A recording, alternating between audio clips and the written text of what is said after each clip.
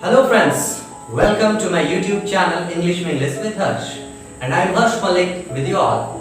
आज हम लोग बात करेंगे कुछ स्पेशल। हम लोग आज बात करते हैं कोरोना के बारे में। नहीं, कोरोना के बारे में मैं आप लोगों को ये नहीं बताऊंगा कि कैसे बचना है, कैसे क्या करना है, क्योंकि अभी तो सारे news channels, Facebook, WhatsApp, Twitter, हर जगह यही आप लोग जान रहे हो।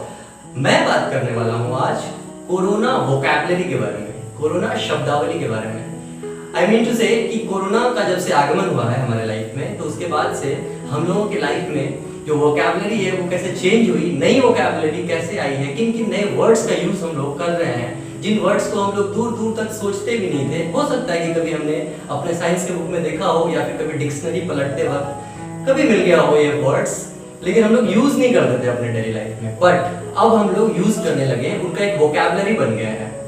सो हम लोग देखते हैं, लेकिन उससे पहले मैं आप लोगों से रिक्वेस्ट करना चाहूंगा कि जिन्होंने अभी तक मेरा चैनल सब्सक्राइब नहीं किया है जरूर सब्सक्राइब कर लें, क्योंकि मैं हमेशा आते रहता हूं आपके साथ, या तो इंग्लिश के टॉपिक को लेकर के या कुछ न कुछ नया लेकर के।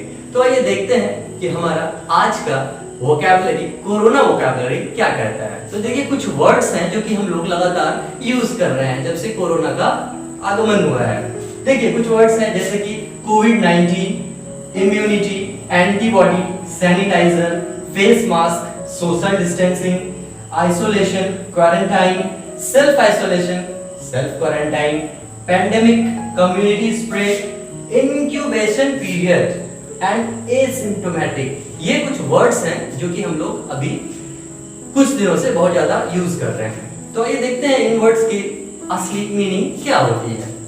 जब हम बात करते हैं सबसे पहले कोरोना वायरस के बारे में, तो आप लोगों को पता ही होगा कि चाइना के वुहान शहर से ये वायरस जो है निकल के आया है, और ये एक ऐसा वायरस है जिसका अभी तक कोई इलाज नहीं निकल पाया है, और इसके बचाव के लिए हमें कुछ स्टेप्स बताए गए हैं जो कि हमें करना होता है।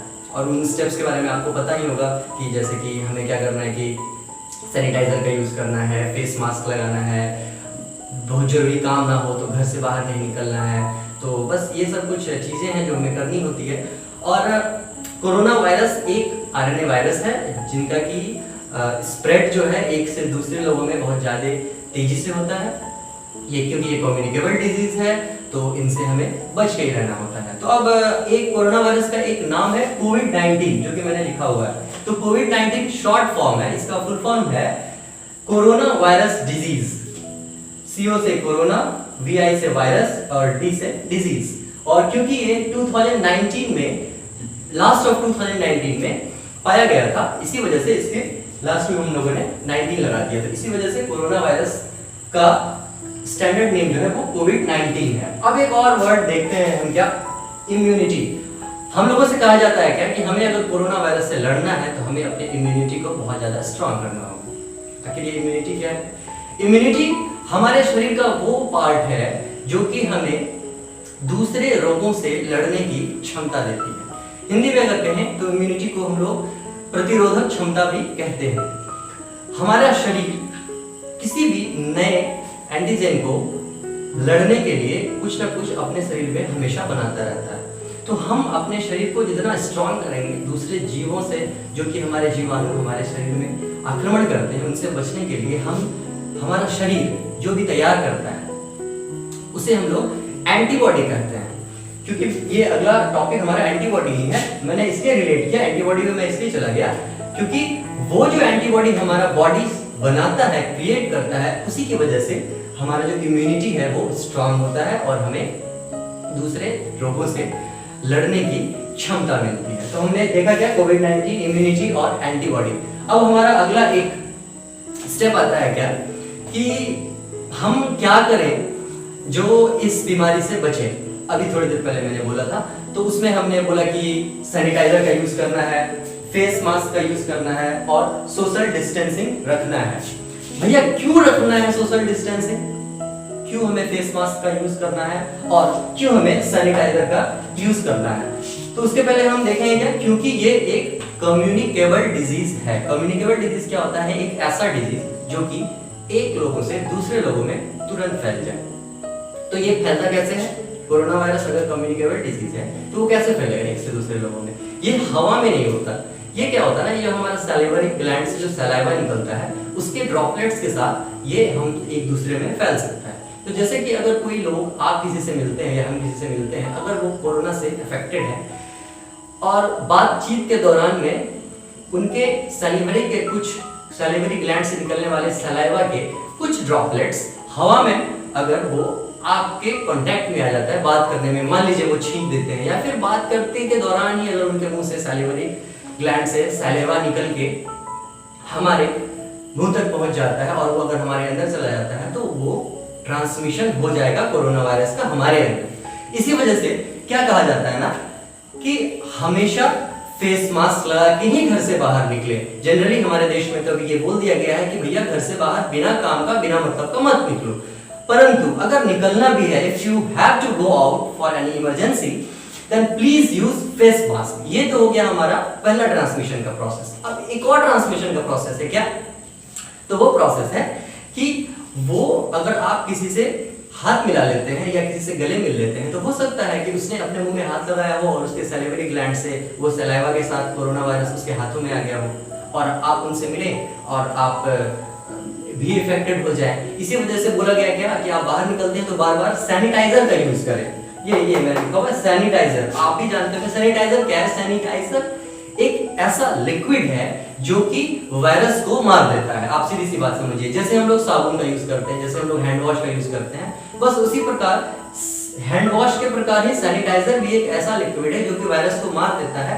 इसकी स्पेशलिटी बस यही है कि इसको पानी की जरूरत नहीं होती है। जैसे साबुन या फिर हैंड वॉश या फिर जो हम लोग डिटर्जेंट यूज करते हैं उसे पानी की जरूरत होती है, हम उसे हाथ में मलते हैं और उसके बाद पानी से धो लेते हैं। लेकिन सैनिटाइजर ये थोड़ा सा मॉडर्न रूप है। हम बाहर पॉकेट में रखे हुए, हम बाहर गए, आराम से उसको निकाले, हमें लगा कि हमने कुछ टच कर लिया, हो सकता है कि कोरोना वायरस हमारे हाथ में आ गया हो, तो हमने क्या किया, पॉकेट से निकाला, हाथ में लगाया और फिर हाथ के कोरोना वायरस को खत्म कर दिया। तो एक और टॉपिक था इसमें, टर्म था यहाँ पे सोशल डिस्टेंसिंग। सोशल डिस्टेंसिंग का मतलब सामाजिक दूरी। तो बोला गया है कि सबसे पहले तो आप बहुत अच्छी तरह से सोशल डिस्टेंसिंग मेंटेन करें, लोगों से भी मिलने की जरूरत नहीं है, जिंदा रहेंगे तो जिंदगी भर मिलते रहेंगे। लेकिन फिर भी अगर बाहर जाते हैं तो कम से कम 6 फीट की दूरी बना के रखें, क्योंकि हम लोग क्या है ना, सोशल एनिमल है, हम लोग सोशल प्राणी हैं। तो हम लोग जो डिस्टेंस मेंटेन करेंगे उसे क्या कहा जाएगा, सोशल डिस्टेंसिंग। इसी वजह से इस टर्म का नाम है सोशल डिस्टेंसिंग। तो एटलीस्ट 6 फीट की दूरी तो हम लोगों के बना के रखनी ही है। अब देखिए अगला टर्म हम लोग देखते हैं क्या, पैंडेमिक। पैंडेमिक का हिंदी होता है महामारी। महामारी क्या होता है ना कि कोई भी एक ऐसा बीमारी जो कि एक बार अगर आ जाए, फैल जाए, तो वो बहुत बड़े एरिया में फैल जाए। अगर वो एक कंट्री लेवल पे फैल जाए या फिर एक कॉन्टिनेंट लेवल पे फैल जाए तो ऐसे बीमारी को हम लोग क्या बोलते हैं, पैंडेमिक, जिसे कि हिंदी में महामारी भी कहा जाता है। अब देखिए कोरोना वायरस की जब हम बात करते हैं तो क्या कोरोना वायरस एक किसी गांव में फैला हुआ है? नहीं। या फिर किसी एक शहर में? नहीं। जिले में? नहीं। राज्य में? नहीं। एक देश में? नहीं, बिल्कुल नहीं। ये क्या है ना कि पूरे विश्व में फैला हुआ है। शायद ही कोई ऐसा देश हो जो कि कोरोना वायरस के प्रकोप से बचा हुआ हो। तो क्योंकि ये ऑल ओवर द वर्ल्ड फैला हुआ है, इसी वजह से इसे हमने क्या टर्म दिया, पैंडेमिक, जिसे कि हिंदी में हम लोग क्या कहते हैं, महामारी। तो आई थिंक कि पैंडेमिक वर्ड का मतलब आप लोगों को क्लियर हो गया होगा। नेक्स्ट है क्या, कम्युनिटी स्प्रेड। अब कम्युनिटी स्प्रेड क्या है कि जैसे कोई बीमारी फैली तो वो तो पैंडेमिक है, वो हर एक देश में फैल चुकी है, ठीक है।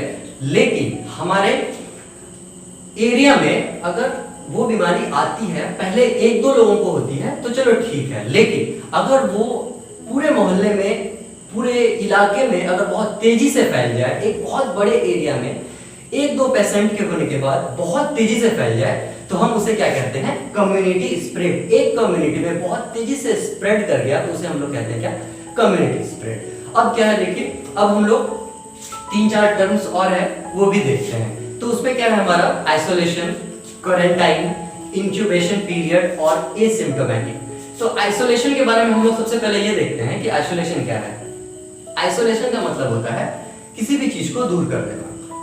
आइसोलेशन एक क्या है, नॉर्मल वर्ड है, एक नॉर्मल टर्म है। आप जनरल लाइफ में भी यूज कर सकते हैं कि मैं सब लोगों से आइसोलेटेड हूं, बिल्कुल मैंने अपने आप को आइसोलेट कर लिया, अलग कर लिया। तो आइसोलेशन जो है हम लोग जनरल लाइफ में यूज करते हैं। और अगर खुद से खुद को आइसोलेट कर लिया है तो उसमें हम लोग लगा देते हैं क्या, सेल्फ आइसोलेशन, ठीक है।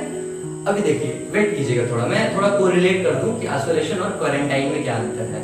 अब क्वारंटाइन एक वर्ड है, बहुत लोगों को कंफ्यूजन है आइसोलेशन और क्वारंटाइन में क्या अंतर है।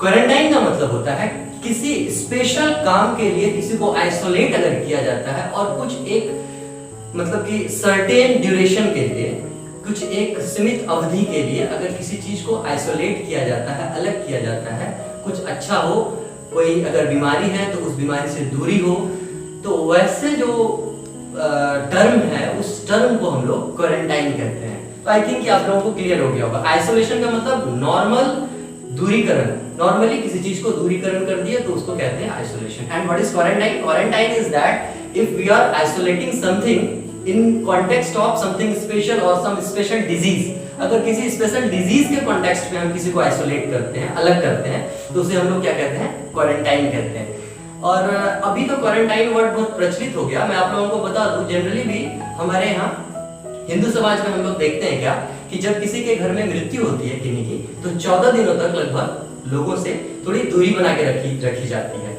तो वो भी एक टाइप का क्वारंटाइन ही है। क्वारंटाइन क्यों है कि उसके पीछे रीजन ये है कि लोगों का सोचना है कि जिन लोगों की भी मृत्यु हुई, हो सकता है कि उन्हें कोई ऐसी भयंकर बीमारी हो जो कि एक पैंडेमिक के रूप में फैल जाए, इसी वजह से उनके घर के जो लोग होते हैं उन लोगों को एक अलग से मतलब क्वारंटाइन कर दिया जाता है, आइसोलेट कर दिया जाता है। तो जनरली जब ये हम लोग देखते थे तो हमें समझ में नहीं आता था, लेकिन अभी आप क्लियर कर ले ये चीज कि वो भी एक क्वारंटाइन ही है।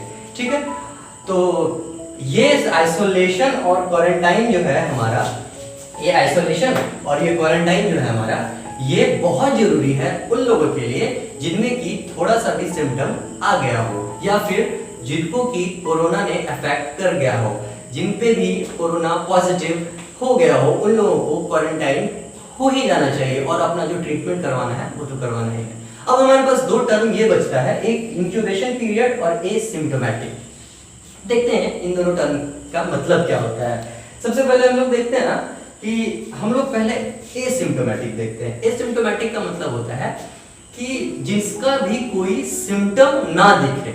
जनरली जब हम लोग साइंस की पढ़ाई करते हैं तो उसमें जब किसी वर्ड के सामने हम लोग ए लगा देते हैं, तो जब वो ए लग गया ना तो उसका मतलब हो जाता है नहीं। तो और सिम्प्टोमेटिक का मतलब सिम्टम दिखना, तो एसिम्प्टोमेटिक का मतलब सिम्टम दिखना।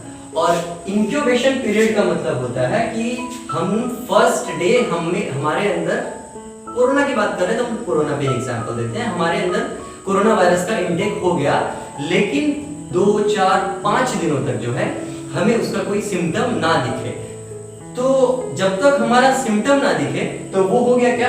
एसिम्प्टोमेटिक। और वो जो ड्यूरेशन है, जिस ड्यूरेशन में, जिस पीरियड में वो सिम्टम हमारा नहीं दिखा था, हमारा अगर 1 तारीख को कोई इन्फेक्टेड हो जाता है कोरोना वायरस से और अगले 8 तारीख तक अगर उसमें कोई सिम्टम नहीं दिखता है, तो उस 1 से 8 तारीख के बीच का जो पीरियड होगा वो होगा इंक्यूबेशन पीरियड। ओके, ये क्लियर हो गया। और एसिम्प्टोमेटिक क्या है? तो वही जो उस 8 दिनों के बीच में जो इसने कोई भी सिम्टम नहीं दिखाया, इसी वजह से इसे क्या बोला गया? एसिम्प्टोमेटिक। क्लियर? तो आई थिंक कि आज जो हमारा कोरोना वोकैबुलरी, मैंने इसलिए इस टॉपिक को ये नाम दिया है कोरोना वोकैबुलरी, क्योंकि ये जो कुछ टर्म्स है ना, ये हम लोग कभी यूज नहीं करते थे, परिचित भी बहुत लोग नहीं होंगे इनसे। पर after the income of coronavirus in our country, we are just using these words regularly. These have been added in our vocabulary from day to day life, so I have just given the name corona vocabulary and I think आप लोगों को बहुत अच्छे से समझ में आ गया होगा इन टर्म्स के बारे में। बहुत लोगों को कंफ्यूजन था, बहुत लोग क्लियर नहीं हो पाते थे कि आइसोलेशन क्या है, क्वारंटाइन क्या है, इंक्यूबेशन पीरियड क्या है, एसिम्प्टोमेटिक क्या है, या फिर इसका नाम कोविड-19 क्यों रखा गया, इम्यूनिटी क्या है, एंटीबॉडी क्या होता है, हमें सोशल डिस्टेंसिंग क्यों जरूरी है। तो ये सब हम लोग एक्सप्लेन कर लिए अभी हमारे वीडियो में। तो आई थिंक कि it was good enough for you all. तो आज के वीडियो में इतना ही, फिर मिलते हैं हम लोग आगे अपने किसी नए टॉपिक के साथ। बहुत जल्द मिलेंगे हम लोग, बस ऐसे ही जुड़े रहिए आप लोग। And I request all of you, आप लोगों ने जिसने भी अभी तक हमारे चैनल को सब्सक्राइब नहीं किया है वो प्लीज सब्सक्राइब कर लें और इस वीडियो को आप अपने फ्रेंड्स, अपने रिलेटिव्स और भी जानने वाले जो भी लोग हैं उन लोगों तक जरूर शेयर करें। उससे क्या होगा कि उन लोगों के दिमाग में भी, उन लोगों के मन में भी जो भी कंफ्यूजन होगा वो दूर हो जाएगा। और ये जो कोरोना वोकैबुलरी जो मैंने टर्म लिया है, हो सकता है कि वो थोड़ा सा उन लोगों को भी पसंद आए। तो that's all for today. Once again welcome to my YouTube channel English with English with Hers. Thank you.